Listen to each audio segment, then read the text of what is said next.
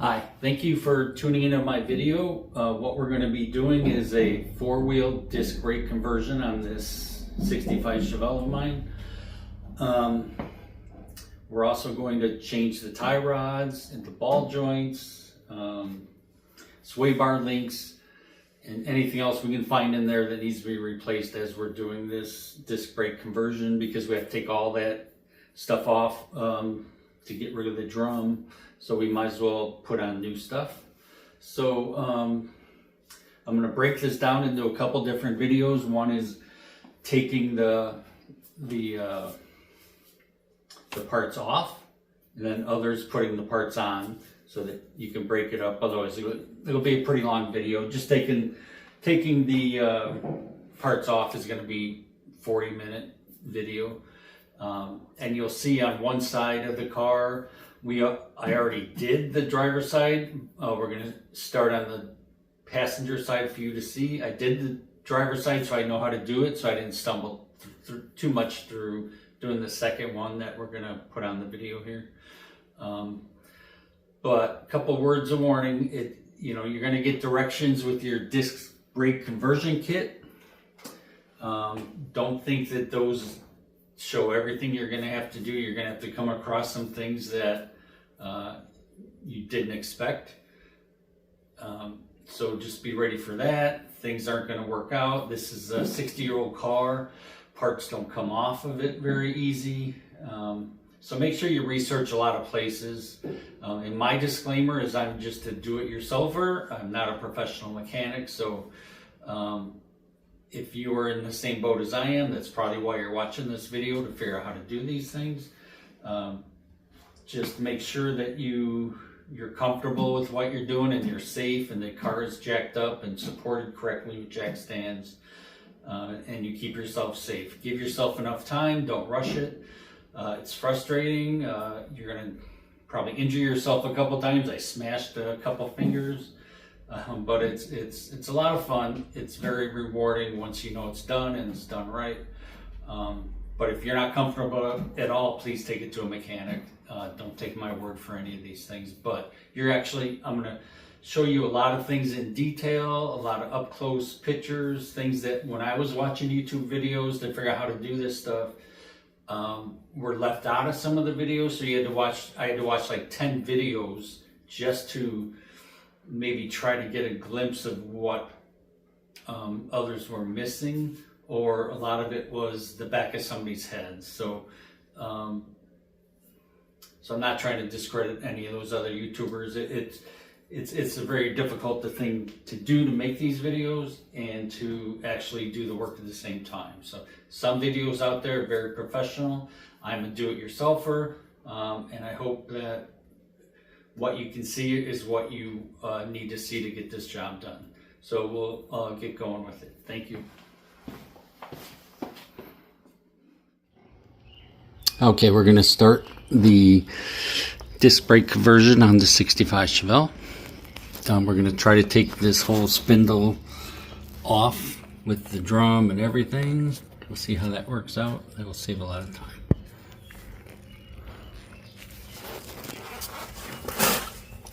First thing I need to do is take these cotter pins off of the ball joints. There's the upper ball joint, the bottom ball joint, and we're going to replace those as long as we're in here. And also the sway bar link right there.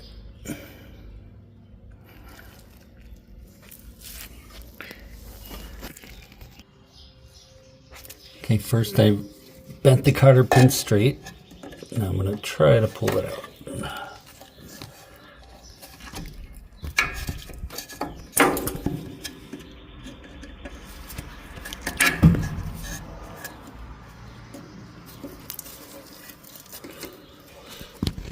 Sometimes they're stuck pretty good.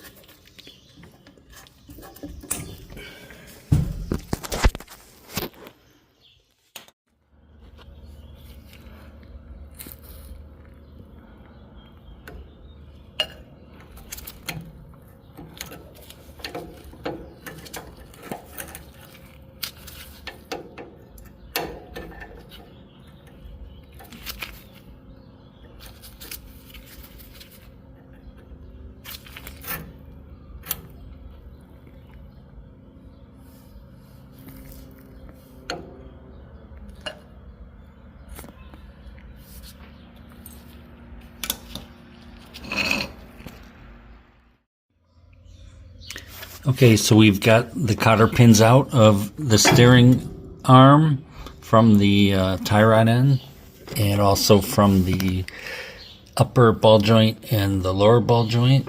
So now we're going to take the bolts out. I've already loosened them up. I had to use a pretty long 24-inch breaker bar because they're pretty tight. These are torqued down to 40 to 50 pounds when you install them.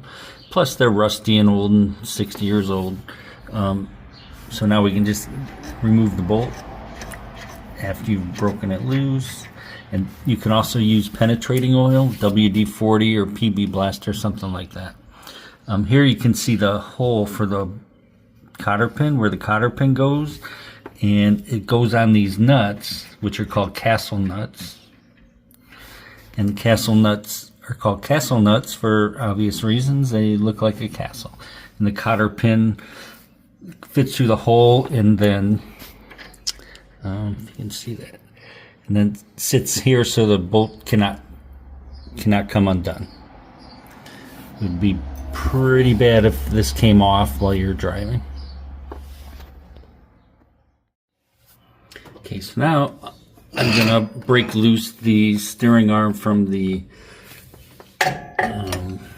tie rod end, and I'm gonna use a hammer to see if that'll just pop it loose. If not, we'll have to use a pickle fork for that.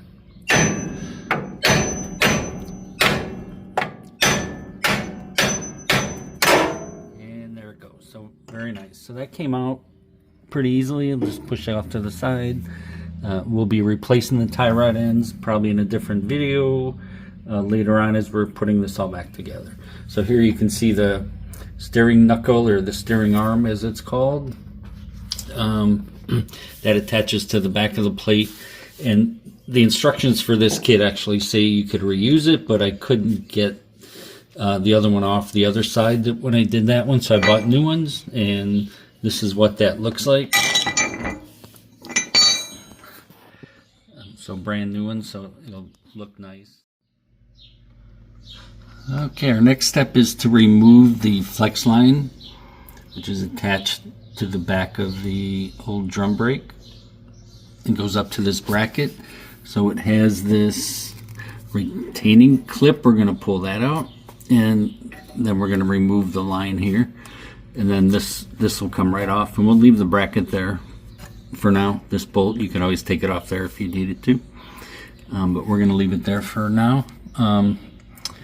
So let's try to loosen that up.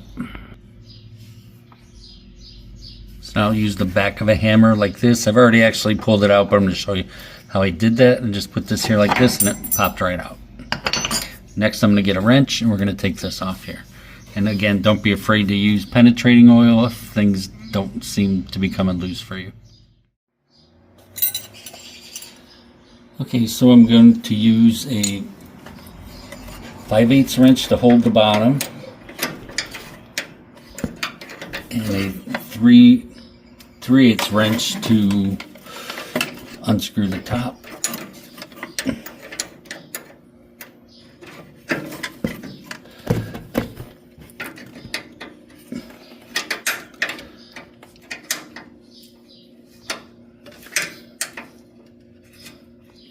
I think I'm going to use a 3/8 wrench. Yeah, there it goes. Barely fits, but it's the right size. So I'll be replacing brake lines in a later video also, so if you want to look for that. I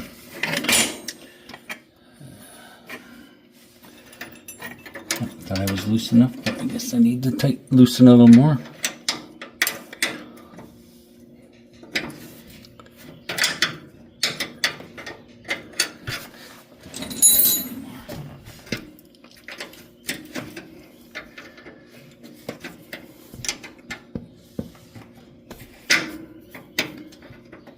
There we go. Now it's hand tight. I can loosen it by hand.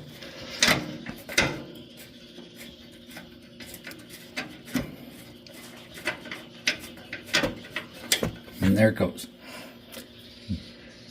So you might drip some brake fluid, so watch where it goes. You don't want it to get brake fluid on painted surfaces. It will ruin your paint pretty quick. All right, so that's disconnected. The next step, we're going to move on to removing the ball joints. At this point, we can move this back and forth because the steering knuckle is gone, and it'll give us better access to the ball joints in the back here.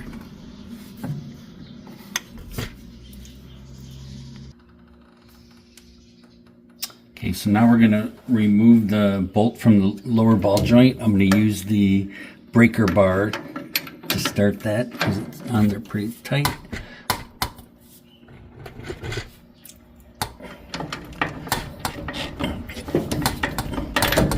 It's loose. It's a 7/8 inch bolt for that one on this 65 Chevelle.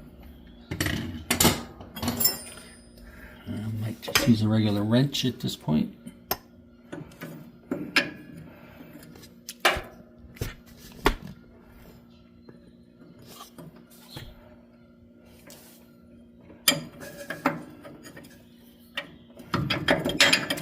Take a while this way. The socket just doesn't fit in there and pull this up without getting jammed. If you wanted to, you can remove the move this guy here, which is the sway bar link.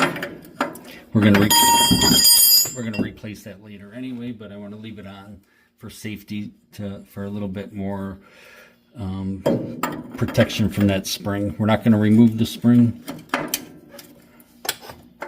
which is recommended in the instructions for this kit, but we're going to save that step. Okay, so keep working on this one and get right back. Okay, so the bottom ball joint is a 3/4 socket. And again, use a breaker bar if it's too tight, and I meant to say the top ball joint. 3/4 socket to get this off. Of course, whenever I was tightening it.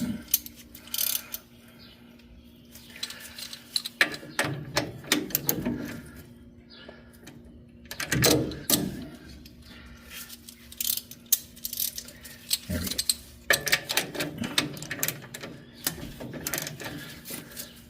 So this one I broke loose off camera, but it was pretty tight.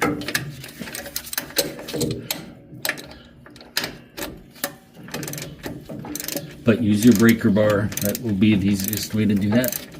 Definitely go buy a breaker bar. I got one for 20 bucks at Harbor Freight.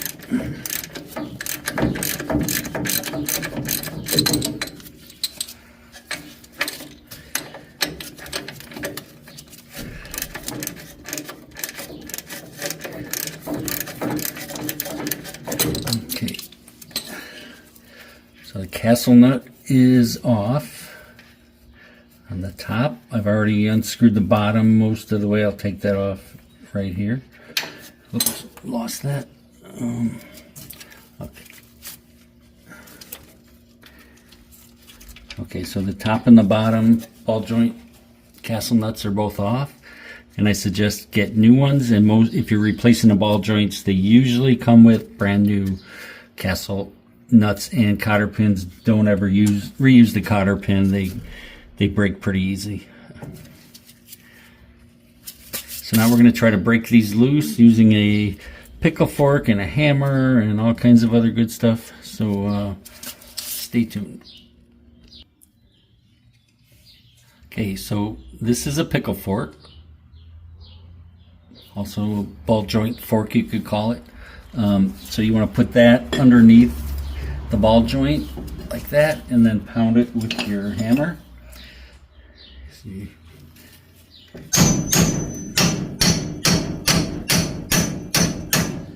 with the upper ball joint, this upper control arm will kind of pop up when it actually comes loose. And if that hammer doesn't work, get a bigger hammer. So we'll try that a couple times.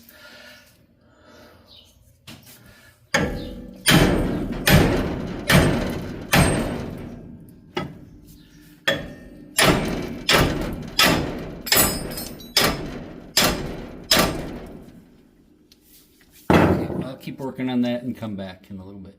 I'm going to try to chip away some of this debris in here to see how the ball joint's mounted. Sometimes it's easier to remove the ball joint, pull the ball joint out of the top, and then this comes, the mechanism, braking mechanism comes loose. So we'll work on that for a while.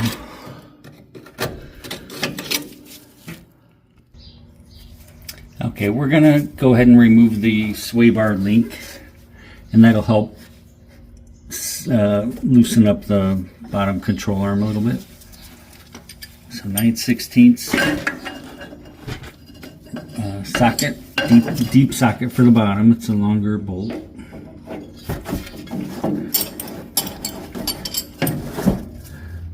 And then if the top turns like it is, put a 9/16 wrench on the top and just crank it out.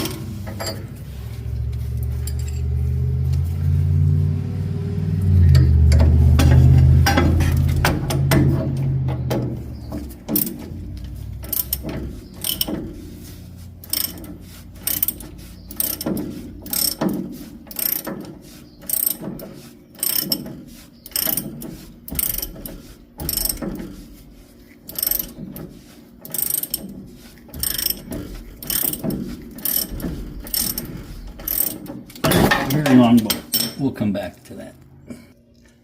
Okay, so we got the sway bar link bolt off.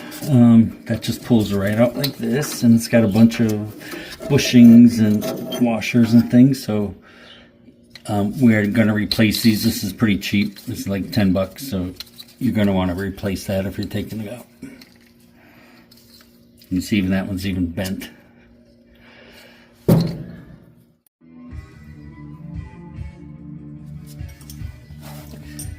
Okay, I'm going to take my drill with the wire brush and clean up the top of this ball joint so I can see where the rivets are, so I can drill them out, and hopefully that can just drop right out.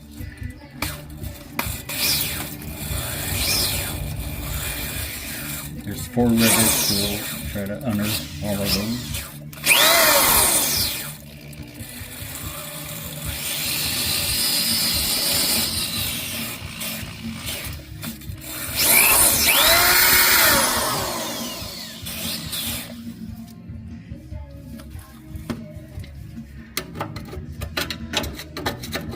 Here we got 1, 2, 3, and 4. This 4th one doesn't look right.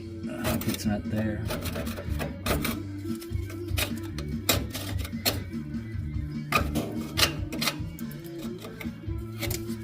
Clean that up.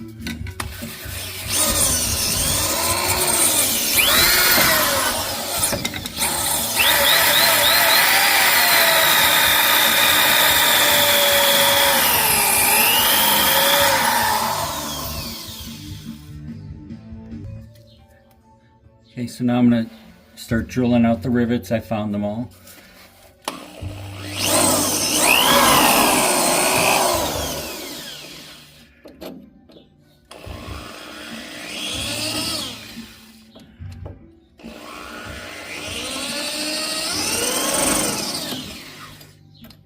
Sure I am.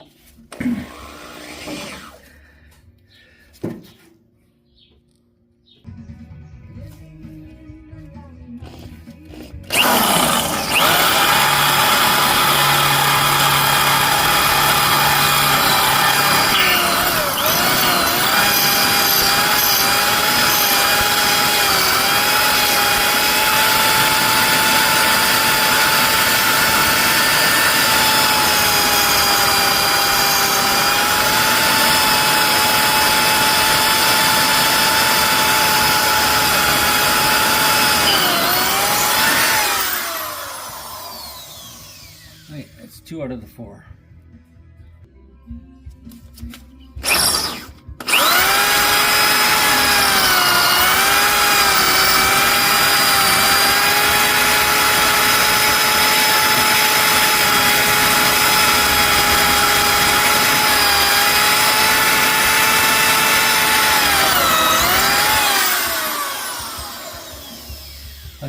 all 4 rivets drilled through, you might have to chisel these tops off, or I'm going to go back in and re-drill them a little more. Maybe they'll just come out. Otherwise, you're either going to have to grind it or use an air hammer or an air chisel. So let's see what we can do.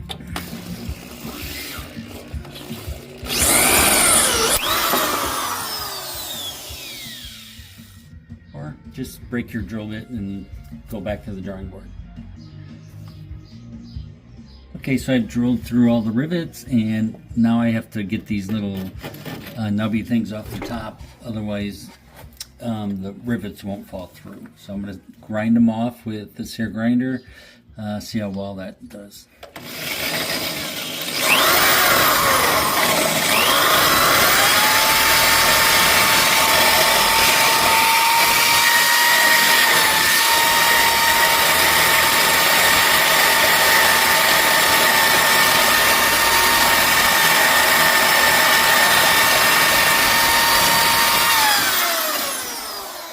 Alright, I'm going to put my mask on and finish this up.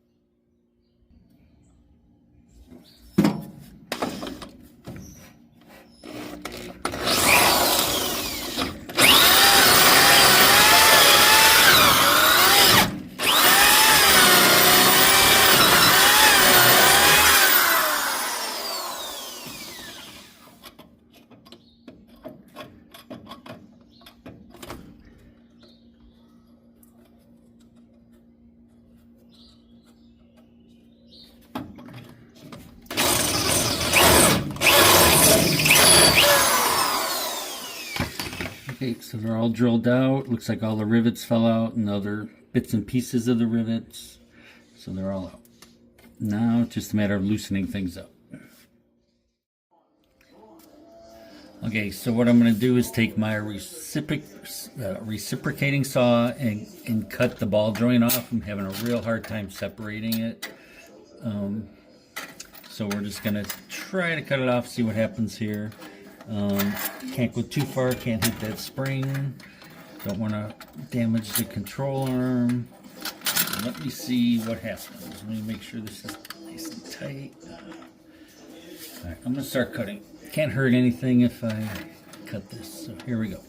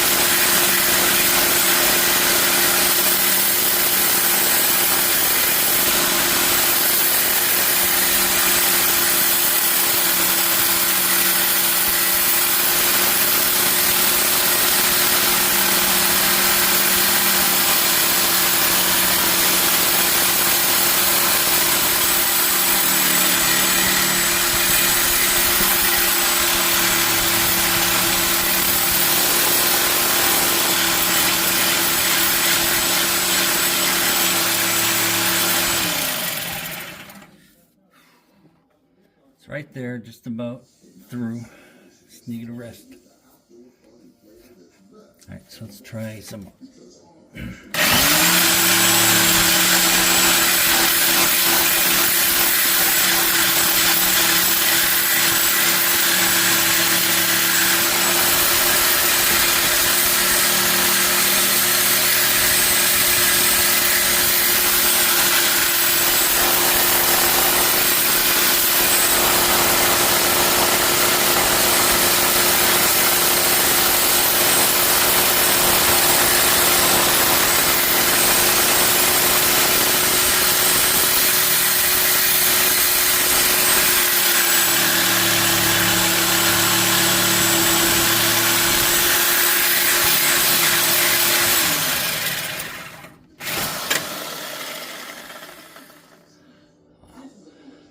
almost there. 3 minutes and 33 seconds. I'm assuming as soon as it cuts through, it's probably going to fall off. So I have to be a little careful there. Let's try a little. Let's look at the blade. Blade is pretty much gone. So if I can get to these teeth or up here, that'll make it go a lot faster. Let's see what we can do.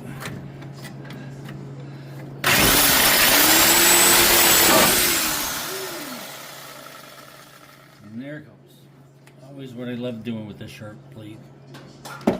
And see the ball joint popped right out, so that's awesome. And then this bottom should come right out. And the spring shouldn't give us any trouble because the shock is still in there holding it in. You want to be really careful so this doesn't pop out at you. If you had taken the shock out, you need to put in spring compressors, things like that, and you can get instructions on that too. So that's the cut ball joint. And earlier we drilled through the rivets, so that's why that popped right out.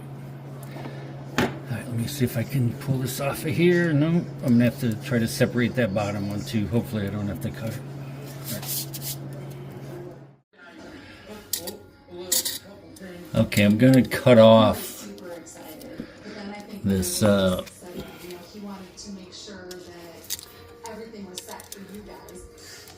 grease boot so that I can see the ball joint shaft to try to cut it off or separate it, whatever it comes easier. So, but I need to get rid of this boot first.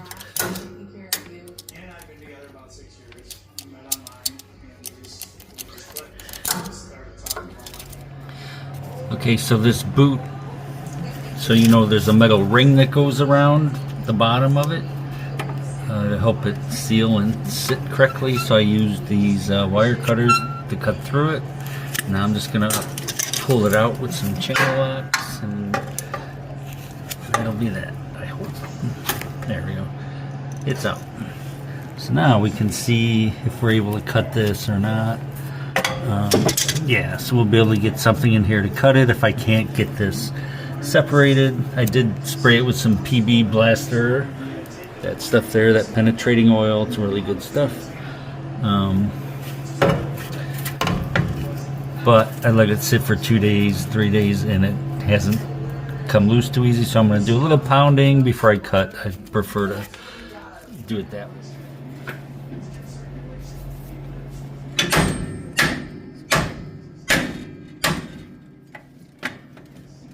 Okay, so we got the pickle fork in there, pounded it under, pried, pushed down, and it finally broke loose. So now we're going to take that off. First I want to put on some new gloves, my 10th set of gloves for this project. Gloves are okay to use. It keeps the chemicals and cancer-causing agents off your hands, off your body. Us old school guys don't mind getting dirty, but why not use the gloves if you can? Now this should lift right off, I hope.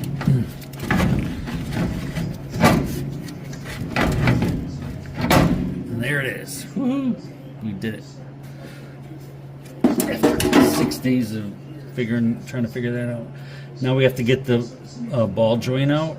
I do have a ball joint tool, which doesn't seem to work very well, and this lower ball joint is just pressed in, as opposed to the upper ball joint where it is got some rivets in there.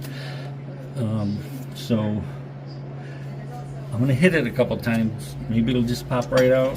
That'll be a miracle. Otherwise we'll have to start playing around with the tools I have.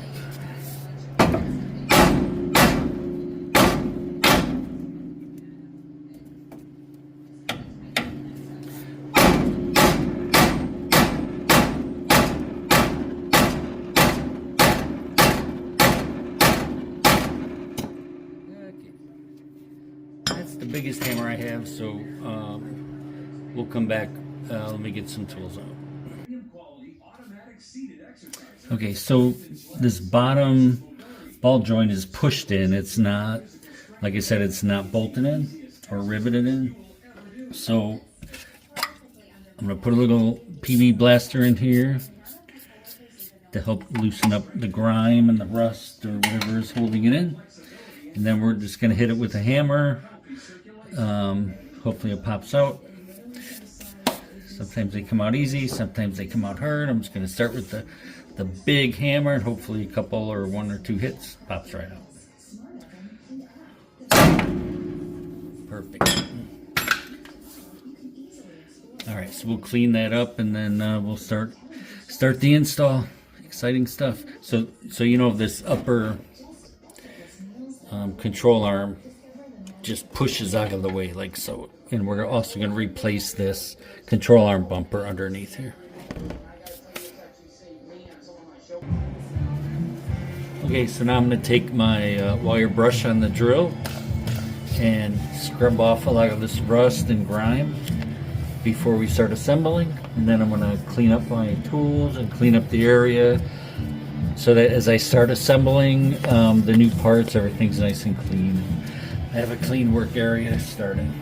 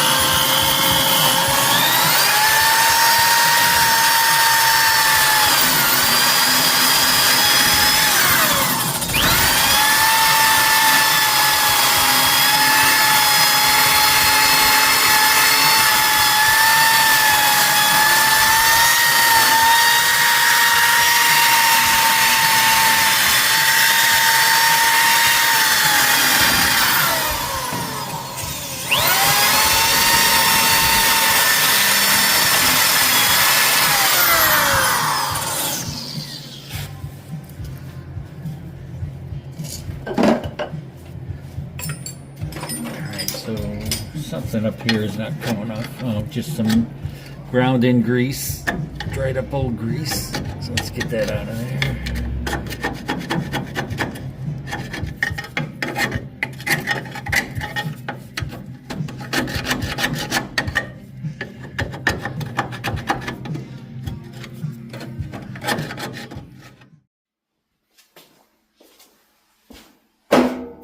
Okay, so that is the end of video number 1, part 1 of the 4-wheel disc brake conversion project on the 65 Chevelle. So look for my other videos, like and subscribe this one please. That'll give us incentive to keep going and doing more.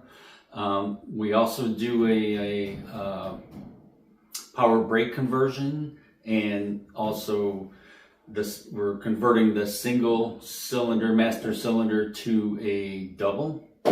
So we'll have power brakes on all 4 wheels. So disc brake conversion, power brakes. So a lot to go still.